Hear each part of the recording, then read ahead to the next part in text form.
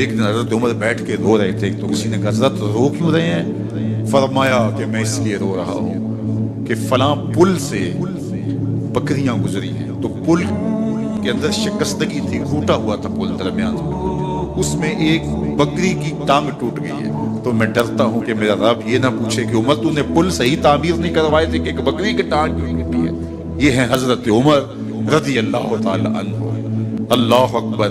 تو اللہ تعالیٰ جل شانہ نے حضرت سیدنا عمر بن خطاب رضی اللہ تعالیٰ عنہ سے جو کام لیا، مختصر دور خلافت کے اندر 10 سال 6 ماہ 4 دن آپ نے خلافت فرمائی ہے، لیکن کہاں سے چلے اور یہاں مکران تک، بلوچستان کا حصہ ہے، یہاں تک آپ کی سلطنت کی حدود وسیع، ادھر آرمینیا تک جا پہنچے، حمص فتح کیا، قادسیہ، یرموک۔ آپ ذرا دیکھیے کہ کہاں تک آپ کی فوجوں کے گھوڑے دوڑتے رہے، اور اللہ تعالیٰ جل شانہ نے ان کو جو توانائی، عدل و انصاف کی قوت عطا فرمائی۔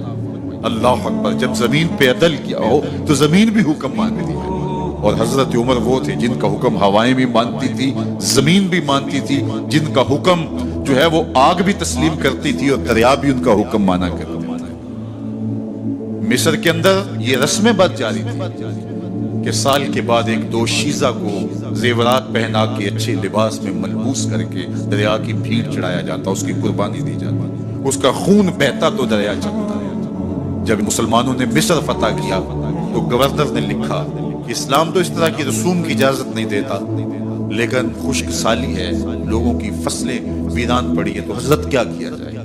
تو حضرت عمر رضی اللہ تعالیٰ عنہ کاغذ کے ٹکڑے پہ لکھتے ہیں بسم اللہ الرحمن الرحیم، مصر کے نیل کی جانب عمر کا خط لکھتے ہیں، اے نیل اگر تو اللہ کے حکم سے چلا کرتا ہے تو چل، ورنہ ہمیں تیرے چلنے کی کوئی حاجت نہیں۔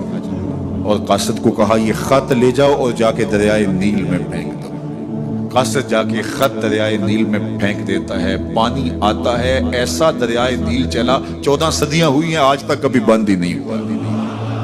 دریا حکم مانتے، آگ نکلتی ہے، لوگ حضرت عمر رضی اللہ تعالی عنہ کے پاس آئے، حضرت لاوا پھوٹا ہے، آگ نکل رہی ہے اور مدینے کی طرف بڑھ رہی ہے، اب کیا کیا جائے؟ فائر بریگیڈ تو زمانے میں تھی نہیں۔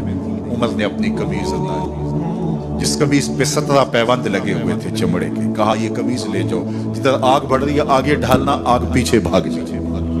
زلزلہ آتا ہے تو زمین پہ درہ مارتے ہیں، زمین رک جا، کیا عمر نے تیری چھاتی پہ عدل نہیں کیا؟ تو یہ عمر ہیں رضی اللہ تعالیٰ عنہ کہ جن کے انصاف کی وجہ سے، جن کے عدل کی وجہ سے اللہ تعالیٰ کی رحمات، اس کی برکات کا نزول ہوتا تھا، اور اللہ تعالیٰ نے مسلمانوں کو وہ آبرومند حکومت دی۔ کائنات کی تاریخ کے اندر ایسی حکومت آپ نے نہیں دیکھی ہوگی جو حضرت عمر نے حکومت لی ہے۔ اللہ اکبر۔ فرمایا فرات کے کنارے پہ ایک کتا بھی پیاسا مر گیا تو اس کا حساب بھی عمر سے ہوگا۔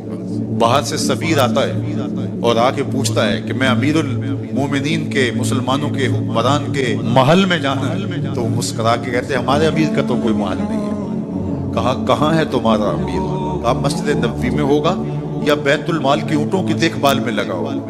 وہ جب گئے تو مسجد میں نہیں ہے، اللہ اکبر، وہاں گئے تو وہاں بھی نہیں ہے۔ پھر کیا دیکھتے ہیں کہ عمر رضی اللہ تعالی عنہ جنت البقیع کے پاس ایک درخت کے نیچے اینٹ کا سرانہ رکھ کے سوئے، تو اس نے کہا عمر تو نے عدل کیا ہے، تجھے کچی اینٹ پہ بھی نیند آ گئی، ہمارے حکمرانوں نے انصاف نہیں کیا، اور وہ بند اور محفوظ کمروں کے اندر بھی سکون اور چین کی نیند نہیں سو سکتے۔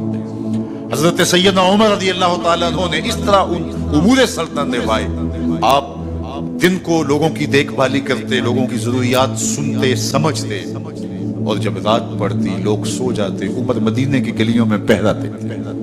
کائنات نے کوئی ایسا بھی حکمران دیکھا ہوگا؟ اللہ اکبر۔ وہ مجاہد جو مختلف محاذات پہ گئے ہوئے ہوتے، ان کے گھروں کی دیکھ بھالی کرتے، ان کی ضروریات کا خیال رکھتے، ان کی آبرو کا پہرا دیتے۔